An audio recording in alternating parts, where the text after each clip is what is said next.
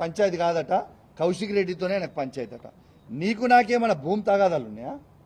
నీకు నాకేమైనా అన్నదమ్ముల పంచాయతీలు ఉన్నాయా?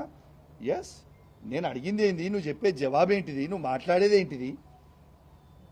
నిర్సిగ్గుగా నిర్లజ్జగా నువ్వు మాట్లాడే మాటలు యావత్ తెలంగాణ ప్రజలు మొత్తం కూడా వింటా ఉన్నారు. అసలు నువ్వు బీఆర్ఎస్ బీఫామ్ మీద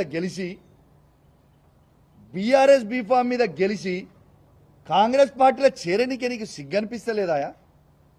ఎట్లా ఈ కష్టకాలంలో పార్టీ వదిలిపెట్టి పోవాలనిపిస్తా ఉంది?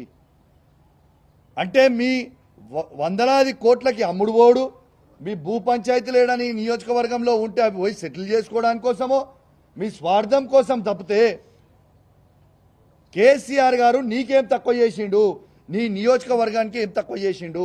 ఈ నియోజకవర్గాన్ని మొత్తం భారతదేశమే తిరిగి చూసే విధంగా అభివృద్ధి చేసిండు కదా కేసీఆర్ గారు. ఇలా ఖచ్చితంగా సరే, నువ్వు ఇంత పెద్ద పెద్ద మాటలు మాట్లాడుతున్నావు కదా, ప్రజాస్వామ్యంలో తన్నుకునుడు గుద్దుకునుడు పెద్ద ఇష్యూ కాదు. నిజంగా తన్నుకుందామంటే రా, నువ్వు ఒక్కనివి రా, నేను ఒక్కని వస్తా, ఇద్దరం తన్నుకుందాం, ఆడ తీసుకుందాం, ఎవరికి బలవంతులో చూసుకుందాం, అదే ప్రాబ్లం ఏం లేదు. కానీ ప్రజాస్వామ్యంలో అది ఒప్పుకోరు కదా.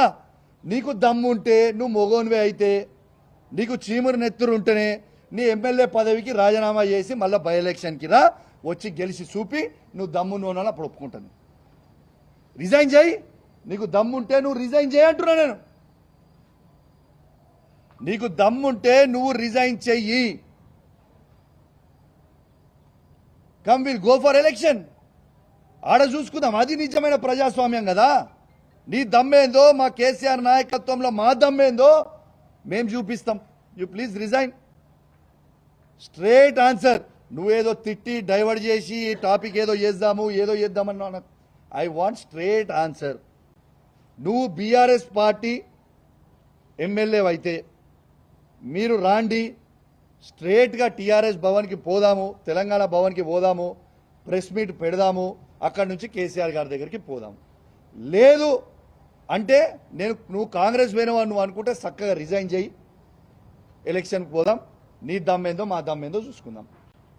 రేపు మాత్రం ఖచ్చితంగా ఇవాళ పోలీస్ నిర్బంధంలో నన్ను ఆపినో, నన్నే కాదు మీడియా వాళ్ళని కూడా లోపల రానియలే, చాలాసేపు మీడియా వాళ్ళని కూడా లోపల రానియలే మీరు. ఇవాళ ఖచ్చితంగా రేపు 11 గంటలకి మేము ఆడ నుంచి బయలుదేరుతాం. ఖచ్చితంగా మీకు చెప్తా ఉన్నాం, గాంధీ గారి ఇంటికి పోతాం. గొడవకు కాదు మేము పోయేది. ఆయన మా బీఆర్ఎస్ పార్టీ ఎమ్మెల్యే అంటుండు కాబట్టి మా షేర్లింగంపల్లి కాన్స్టిట్యున్సీలో ఉన్న బీఆర్ఎస్ కార్యకర్తలు